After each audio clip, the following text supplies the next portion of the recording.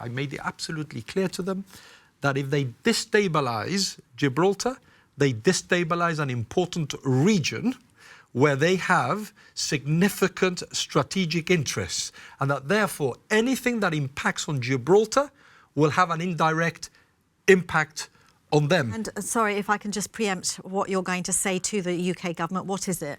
Well, we will say to the UK government, once we know what the impact is in terms of economic impact to Gibraltar, we will say you have a moral obligation to meet some of that impact, because the impact has been created by a decision that you've taken, notwithstanding that we made it absolutely clear to you that this was the potential consequence for Gibraltar. The very early years of the opening of the frontier were actually an economic drain on Gibraltar, and there was money going out that wasn't coming in.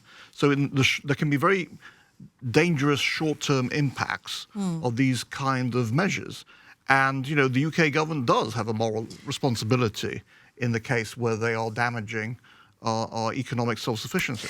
We don't actually know how the treaty is going to pan out for us, how much money the government will collect in transaction tax, what will be the effect on the retail sector in Gibraltar, what will be the effect of the on the property market.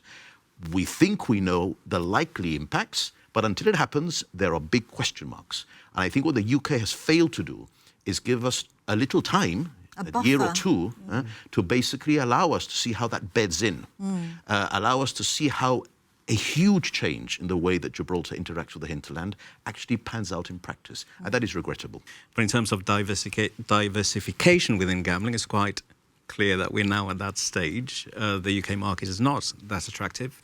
And I've got this confidence in our jurisdiction. We can talk with the regulator, we can talk with government, and we will identify together the opportunities.